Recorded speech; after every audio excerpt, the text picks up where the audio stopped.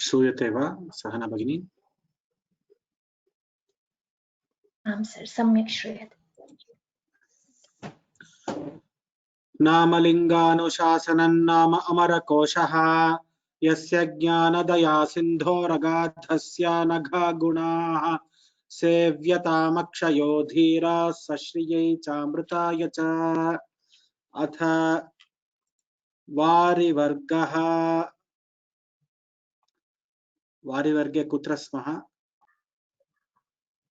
563 भेके इत्यतः आरम्भः। 563।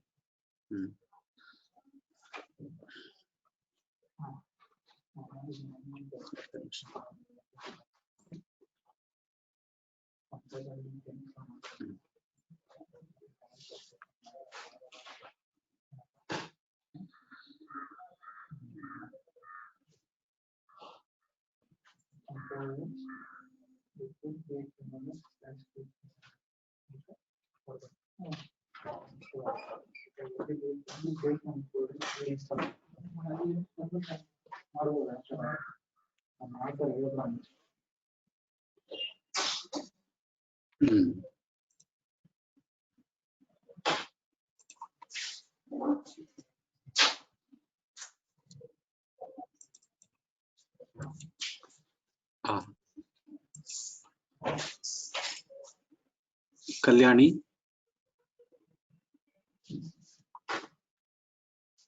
कल्याणी वदति वा? अहं पाठयामि। भेके मण्डूकवर्षाभू। भेके मण्डूकवर्षाभू। भेके मण्डूकवर्षाभू। शालूरप्लवदर्दुराः। शालूरप्लवदर्दुराः। शालूरप्लवदर्दुराः। शिलीगण्डूपदीभेकी। शिलीगण्डूपदीभेकी। शिलीगण्डूपदीभेकी। वर्षाभ्विकमठीडुलिः। वर्षाभ्विकमठीदुलिः। वर्षाभ्विकमठीदुलिः। तत्र कमठी दुलिः इति एकः पाठः, दुलिः इति एकः पाठः। तद्विषये अस्माभिः निर्णयः कर्तव्यः। दुलिः इत्यपि अस्ति। तत् यदा अर्थं वदामि तदा अहं तद्विषये वदामि। मद्गुरस्य प्रिया शृङ्गी। मद्गुरस्य प्रिया शृङ्गी। मद्गुरस्य प्रिया शृङ्गी। दुर्नामा दीर्घकोशिका। दुर्नामा दीर्घकोशिका। दुर्नामा दीर्घकोशिका। जलाशया जलाधाराः। जलाशया जलाधाराः। जलाशया जलाधाराः। तत्र वस्तुतः धाराः इति भवितव्यं वा इति प्रश्नः। तत्र अत्र धारः इति भवितव्यम् इति मन्ये। जलाशया जलाधारः अत्रापि बहुवचनमस्ति, अत्रापि बहुवचनमस्ति। नो चेत् जलाशय जलाशयो जलाधारः इति भवितव्यम्। जलाशयो जलाधारः। जलाशयो जलाधारः। जलाशयो जलाधारः। तत्रागाधजलो ह्रदः। तत्रागाधजलो ह्रदः तत्रागाधजलो ह्रदः आहावस्तुनिपानं स्यात् आहावस्तुनिपानं स्यात् आहावस्तुनिपानं स्यात् उपकूपजलाशये उपकूपजलाशये उपकूपजलाशये पुंस्येवान्धुः प्रहिः कूपः पुंस्येवान्धुः प्रहिः कूपः पुंस्येवान्धुः प्रहिः कूपः उदपानं तु पुंसिवा उदपानं तु पुंसिवा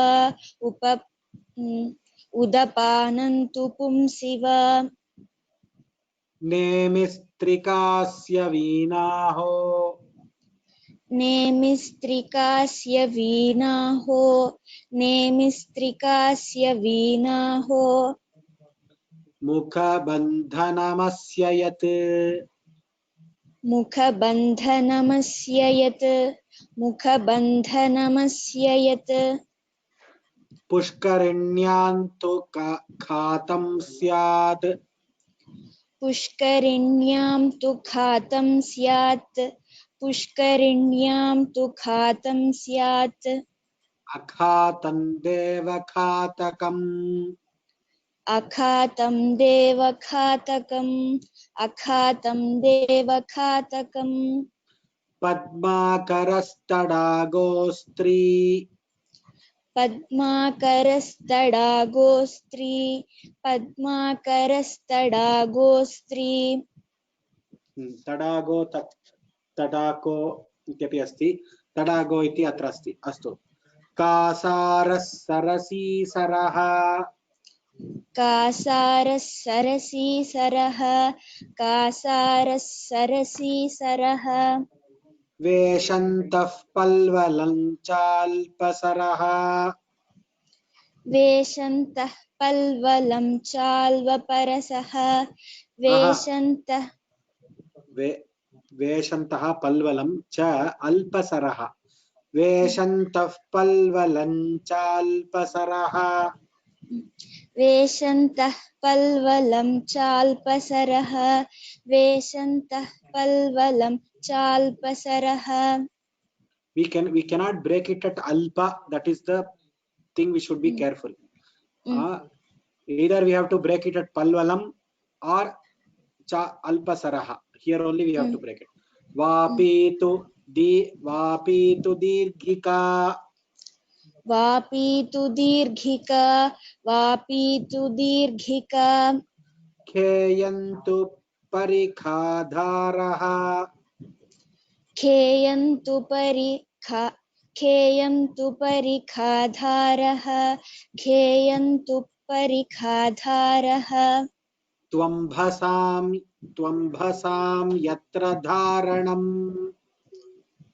त्वम्भसां यत्र धारणम् त्वम्भसां यत्र धारणम् स्यादालवालमावालम्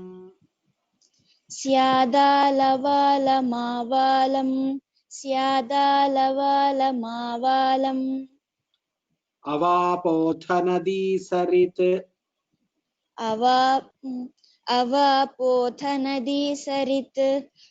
अवापोथ नदी सरित तरंगिणी शैवलिनी तटिनी ह्रादिनी धुनी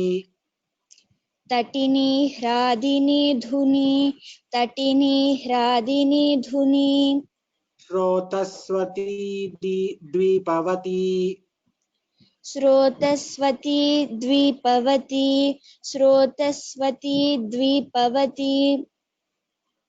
स्रवन्ती निम्नगापगा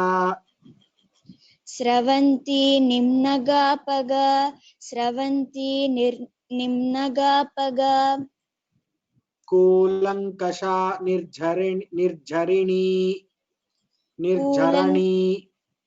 निर्झरिणी निर्झरिणी एवं पाठभेदाः सन्ति। अत्र यदस्ति कूलङ्कषा निर्झरिणी, कूलङ्कषा निर्झरिणी, कूलङ्कषा निर्झरिणी। रेधा वक्त्रा सरस्वती, रोध एक्चुअली रोधावक्त्रा भवितव्यम् इति मन्ये। तत् रोधा वा रेधा वा पुस्तके किम् अस्ति? मम अहं पुस्तकं न उपयुज्यामि। सहना भगिनी पुस्तके रेधा वा रोधा वा? एषा पङ्क्तिः नास्ति। पङ्क्ति नास्ति वा? रङ्गनाथ शर्मणां पुस्तके तु भवितव्यमेव। स्रोतस्वती तदनन्तरं गंगा विष्णुपदी इति अस्ति।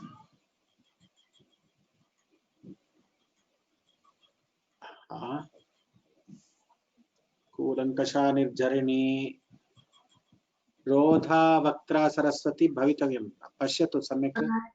तद् पूर्वतनश्लोके अस्ति, तरङ्गिण्याः पूर्वमस्ति, तरङ्गिणी इति पङ्क्तेः पूर्वमस्ति, कूलङ्कषा निर्झरिणी रोधावक्त्रा इति अस्ति।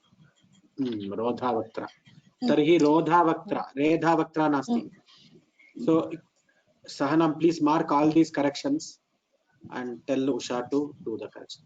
Rodhavaktra Saraswati, रोधावक्त्रा Saraswati, रोधावक्त्रा Saraswati.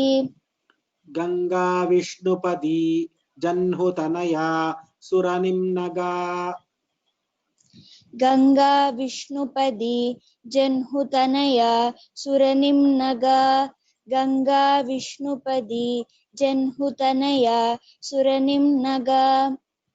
Bhagirathi Tripathaga, Bhagirathi Tripathaga, Bhagirathi Tripathaga.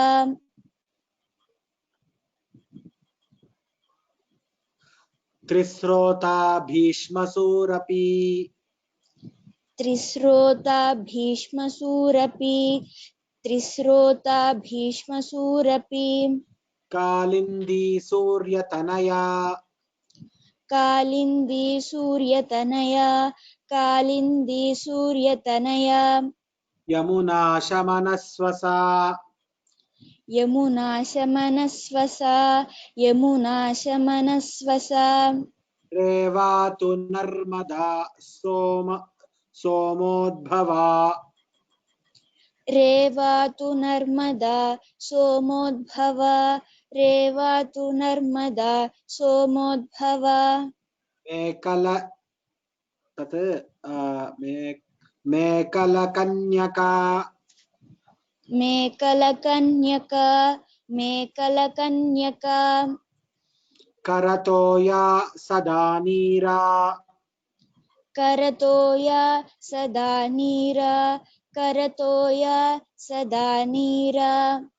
Bahuda Saitavahini, Bahuda सैतवाहिनी, Bahuda सैतवाहिनी।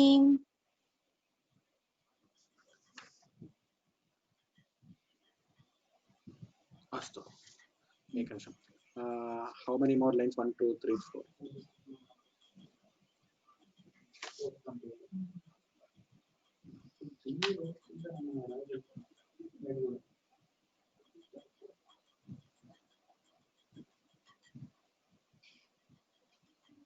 सैतवाहिनी एवं एतावत् पर्यन्तं वयम् अध्ययनं कुर्मः। अस्मिन् सप्ताहे 20 पङ्क्तयः सन्ति।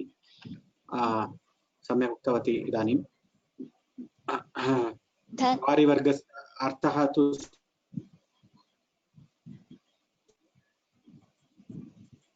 सुलभं वर्तते। अहं पूर्णं वारिवर्गम् एकवारं पाठयामि, अग्रे सर्वं वदामि। इदानीं प्राक्टिस् किञ्चित् अभ्यासं कुर्मः, किञ्चित् उच्चारणाभ्यासं कुर्मः। मध्ये अहम् अवश्यम् अर्थमपि वदामि मध्ये। एवं इदानीं के वक्तुम् इच्छन्ति कृपया हस्तं प्रसारयन्तु। The first preference will be for the people who are taking the test and who are doing the Parayanam or the memorization for the Swarga Varga. That is the first preference. Then after about, see, if it is already 5:50, after about some time, I will give the preference for others. First, I will see if all of you can chant the Swarga Varga properly. Memorizers and Parayana Kartas. So, Daksha.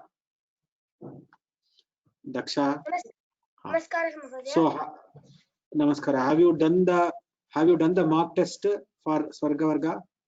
No, I have not done the mock test for Are you ready? Can we do it today? I'm ready, Mahodaya. Okay, very good. We will first do that mock test today. Brahmatmabhuh ब्रह्मात्मभूसुरज्येष्ठः परमेष्ठी पितामहः हिरण्यगर्भो लोकेशः स्वयंभूश्चतुराननः धाताब्जयो निर्द्रुहिणः विरिञ्चः कमलासनः स्रष्टा प्रजापतिर्वेधा विधाता विश्वसृग्विधिः नाभिजन्माण्डजः पूर्वः निधनः कमलोद्भवः पुनः वदतु. Srashta Prajapatir. Can you tell that line? Repeat that line. स्रष्टा प्रजापतिर्वेधा विधाता विश्वसृग्विधिः नाभिजन्माण्डजः.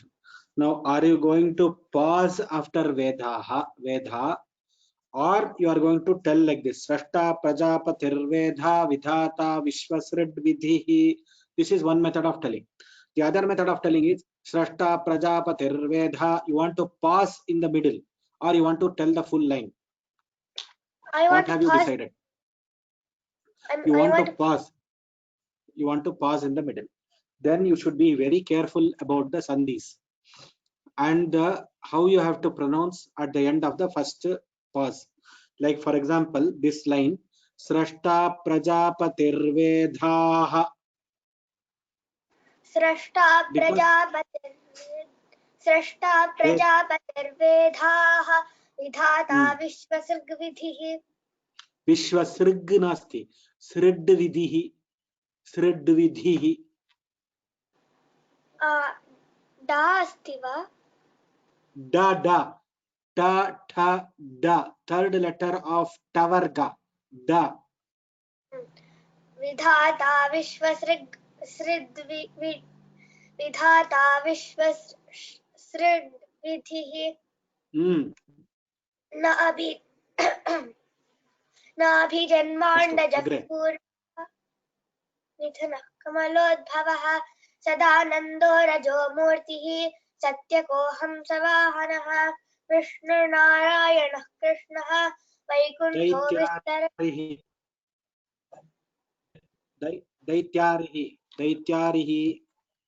दैत्यारिः पुण्डरीकाक्षः गोविन्दो गरुडध्वजः पीताम्बरोज्झितः शारङ्गी विश्वक्सेनो जनार्दनः Upendra इन्द्रावरजः शितिकण्ठः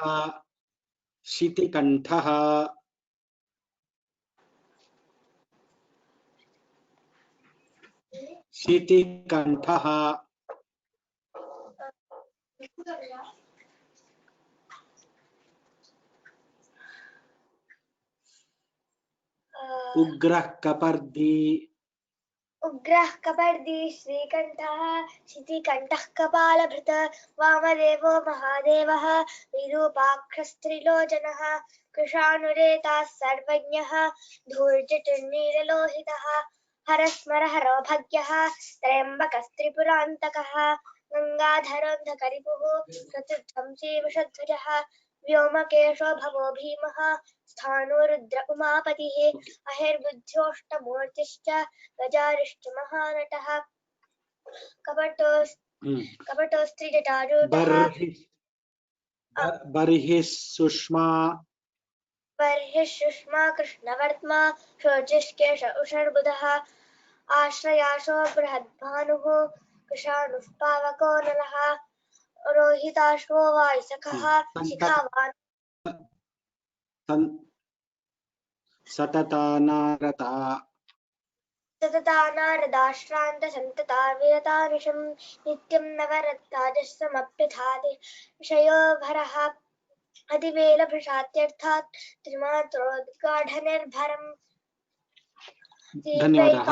So you have to take the help of your mother, ask her to ask in between the words and practice. That is the only thing you have to do. Your pronunciation is okay, but you should not hurry up suddenly, you should not speed up suddenly, you should not reduce the, all that you should not do in the test. Okay, धन्यवादाः. अस्तु महोदय, धन्यवादः.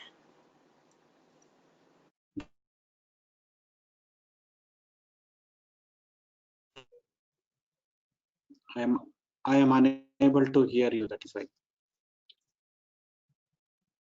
I think she heard my comments. Okay, so let us go to we finished Narayana and Kriti, I think. Ramakrishnan Srinivasan.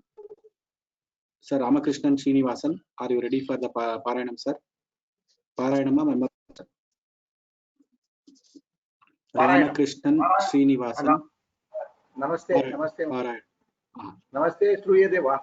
Okay, so Shruyate. You start from Madano. Digvarga can I chant? Digvarga. So now test for Swargavarga practice now. Swargavarga, are you ready to practice? Have you done the mock test? I don't want to deviate. So I will do it afterwards. Okay, okay, धन्यवाद. Surya Narayan Mahodaya, you want to do Parayanam of Swargavarga? Yes, sir. I want to do mock test Parayanam. Okay, mock test Parayanam. Very good. And I request to screen display, sir. Do I have displayed, sir? Brahmasur Vishwaketu Syat. Brahmasur Vishwaketu Syad. Aniruddha Ushapatihi. Lakshmi Padmalaya Padma Kamala. Srir Haripriya. Indira Loka Mata Ma Kshirodhatanaya Rama. Screen is to go up, sir. Bhargavi Loka Janani Kshira Saghara Kanyaka. Shanko Lakshmi Pate Panchajanyas Chakram Sudarshanaha. Kaumodhaki Ghata Khadgo Nandaka Kaustubho Manihi Chapasha Sargam Murarestu Srivatsolanchanam Smrutham Aswascha Shaibya Sugriva Mega Pushpa Balahakaha Saratir Dharuko Mantri Shuddha Davaschanujogatah Garutman Garudastaksho Vainadeya Kagheswarah Nahantako Vishnuratah Suparna Punnakashanah Shambhurisha Pashupatihi Shiva Shuni Maheshwarah Ishvara Sharva Ishanah Shankaras Chandrasekharah. Screen is to go. Dhanyawada, sir. Dhanyawada. Can I give you some feedback, sir? Please, sir. So first you have to declare whether you are going to tell the full pankti or you are going to pause in the middle. This is the first declaration before you start the Parayanam. You have to straight away tell the teacher or the judge that I am going to stop in the middle after end of the pada, and then that you have to decide. If you are going to stop in the middle of the pada, Garut for this line, say for example, Garutman Garudastarkshyah. So you have to tell Visarga here. Tarkshyah Vainateya Kageshwaraha. Okay. Please practice accordingly, sir. I request you to practice accordingly. Or you find that practice full line, then go for full line. Then you will not. You just have to see that the text in front and just read it without any. But you should have the flow. Flow is important. Okay. No break and no going back. Okay. Okay, sir. Okay. Okay, You sir. let us try. Okay. I am not telling that this is for good Parayana Karta. You are Should welcome, sir. practice You are all these welcome to correct me, tips. sir. You are very much welcome to correct me, sir. I am grateful to you. Yeah. Thank you, sir. धन्यवाद धन्यवाद. धन्यवाद. भरत राव महोदय. I would like memorizer to. va? Yes, ma'am. I would like to try mock test actually with memorization. Memorization. Okay. Yes. So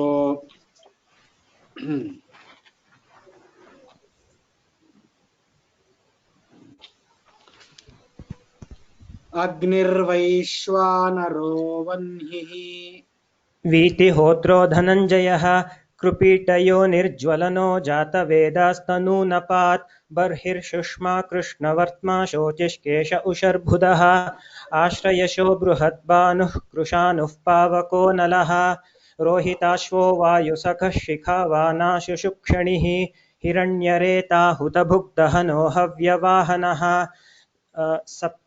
हिरण्यरेतो हुतभुग्दहनो हव्यवाहनः. that ashrayasho is there, no? Ashrayasho, yes. आश्रयशो इति भवता उक्तं तद् अस्तु, चिन्ता आश्रयाशो. इदानीं शिवा भवानी रुद्राणि शिवा भवानी रुद्राणि शर्वाणि सर्वमङ्गला अपर्णा पार्वती दुर्गा मृडानी चण्डिकाम्बिका आर्या दाक्षायणी चैव गिरिजा मेनकात्मजा कर्ममोटी तु चामुण्डा चर्ममुण्डा तु चर्चिका विनायको विघ्नराजद्वैमातुरगणाधिपाः अप्येकदन्तहेरम्बलम्बोदरगजाननाः कार्तिकेयो महासेनः शरजन्मा षडाननः पार्वतीनन्दनस्कन्दः सेनानीरग्निभूर्गुहः बाहुलेयस्तारक कामः पञ्चशरः स्मरः शम्बरारिर्मनसिजः कुसुमेषु रनन्यजः पुष्पधन्वा रतिपतिर्मकरध्वज आत्मभूः शृङ्गारयोनिः श्रीपुत्रः शूर्पकारातिरित्यपि अरविन्दमशोकञ्च चूतञ्च नवमल्लिका नीलोत्पलञ्च पञ्चैते पञ्चबाणस्य सायकाः उन्मादनस्तापनश्च शोषणस्तम्भनस्तथा सम्मोहनश्च कामस् नभस्वद्वात पवनप्रभञ्जनाः प्रकम्पनाश्चातिबलो झञ्झावातः सवृष्टिकः प्राणोपानः समानश्चोदानव्यानौ च वायवः हृदि प्राणो गुदेपानः समानो नाभिसंस्थितः उदानः कण्ठदेशस्थो व्यानः सर्वशरीरगः शरीरस्था इमे. धन्यवादः महोदय. अस्तु, अतीव समीचीनतया उक्तं. धन्यवादः. धन्यवादः.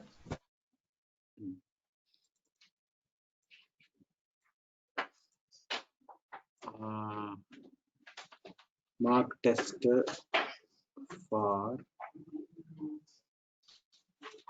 अमित महोदय. राम महोदय. राम महोदय, कंठस्थीकरणं कृत्वा वदति वा केवलं पठति वा? कंठस्थीकरणं कृत्वा वदामि, प्रयासं करोमि. अस्तु, भगवतः अनुग्रहः अस्ति. इदानीं पृच्छामि वा प्रश्नम्? अस्तु अस्तु. शम्भुरेशः पशुपतिः. शम्भुरीशः पशुपतिः शिवः शूली महेश्वरः ईश्वरः सर्व ईशानः शङ्करश्चन्द्रशेखरः भूतेशखण्ड परशु गिरीशो गिरिशो मृडः मृत्युञ्जयः कृत्तिवासः पिनाकी जगवं धनुः उग्रः कपर्दि श्रीकण्ठः शितिकण्ठः न पिनाकी प्रमथाधिपः. पिनाको जगवं धनुः पिनाकी प्रमथाधिपः उग्रः कपर्दि श्रीकण्ठः शितिकण्ठः कपालभृत् मृत्युञ्जयः कृत्तिवासः पिनाकी प्रमथाधिपः वामदेवो वामदेवो महादेवोपाक्षस्तिलोचनः कृशानुरेताः सर्वज्ञो धूर्यटेनुलोहितः हरः स्मर हरो भर्गस्त्रिपुरान्तकः गंगाधरो अंधकरिपुः प्रत्युध्वंसी हरस्मर हरो भर्गः त्र्यंबकस् त्रिपुरान्तकः। तत् त्र्यंबक आपने छोड़ दिया। अस्तु इदानीं एकनिमिषं। श्वसनस्पर्शनो वायुः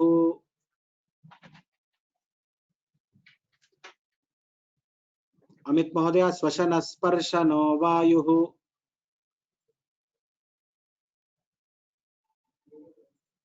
न श्रूयते महोदय।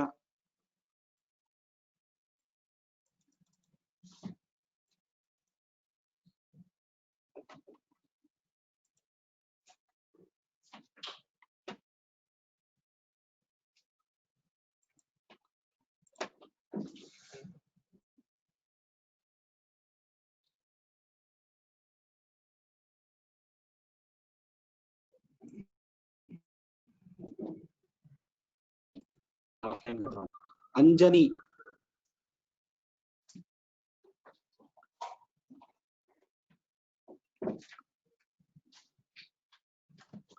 Anjani, so Anjani, she is unable to mute herself. Anjani, can you unmute yourself? Just check.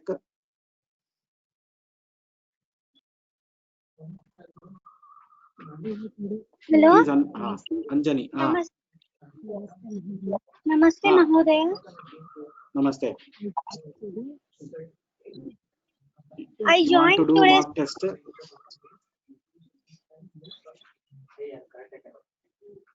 You are a new student or you are an old new student? Have you learned Tamara I'm a Kosha? new student. I'm a new student. Okay. Today I joined, sir. Today you joined. Okay, very good. So we have almost coming to the. We have done some vargas. There are about 160 classes conducted. Just go through the recordings. You can continue attending. There will be a lot of revision classes and other things. So Okay, sir. do you know anybody? Where are you staying? India, outside India. Rajahmundry, sir. Rajahmundry. Okay. So Bhavati, have you studied Amara Kosha before? No, sir.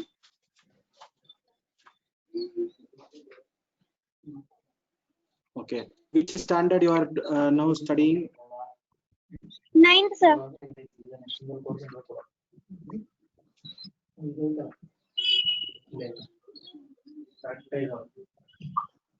Anjani, did you hear me? Which class you are studying? 9th class. 9th class. Okay.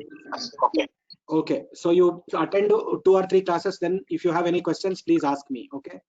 If you need Okay, any help, sir. please raise your hand. Dhanyawadaha. Okay, sir. So we have some more hands raised. Today is Tuesday. We have other class also. Okay. Aham ekam karyam karomi. Adya we will stop here. We will do some more revision tomorrow. There are many people who are raising hand. We will continue the revision from tomorrow and continue Vari Varga teaching also. Swasti prajabhyah paripalayantam nyayena margena mahim mahishaah go brahmanebhyah shubhamastu nityam loka samasta sukhino bhavantu. Ram Ram Ram. Sarvebhyah shubham bhuyat. Ram Ram Ram.